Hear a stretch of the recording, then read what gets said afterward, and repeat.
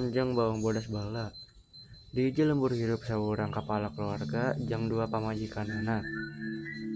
Anak ti pamajikan kahiji ngaranna bawang bodas. Sedengkeun anak ti pamajikanna kedua ngaranna bawang berem. Hiji mangsa bapana maot tuluy disusul ku indung kandungna. Bawang bodas ti harita bawang bodas hirup jeung indung terena sarta dulur terena.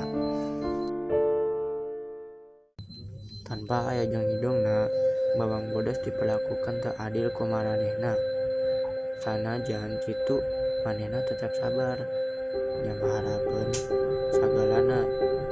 Dina hiji poe, manehna manggihan lauk di balong leung.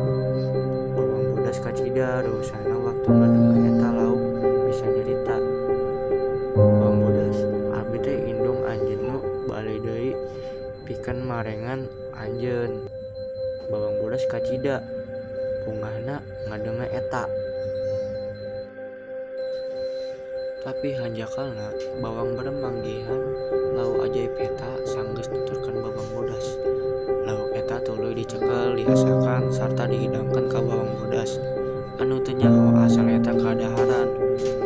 Sanggeus dibejahan ku bawang berem jeung hidungna bari seri-seri, bawang bodas jadi sedih pisan.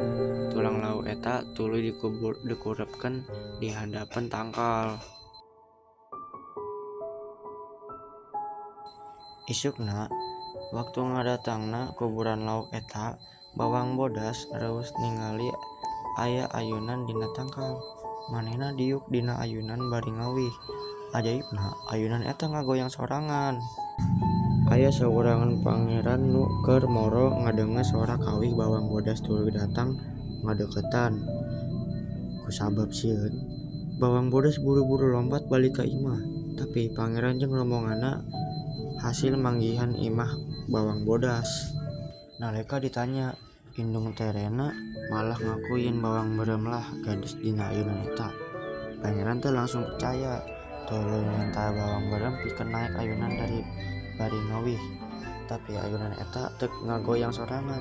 Tungtungna kabohongan bawang berem kabongkar. Sarta manehna ngaku yen sabenerna nu aya dina ayunan teh bawang bodas. Maranehna tuluy manggihan bawang bodas sarta mawa manehna ka ayunan. Bawang bodas mimiti ngawih deui jeung ayunan eta langsung ngagoyang sorangan. Pangeran kacida kagumna, tuluy ngelamar bawang bodas. Lamaran eta ditarima. Akhirna bawang bodas jeung pangeran nikah sarta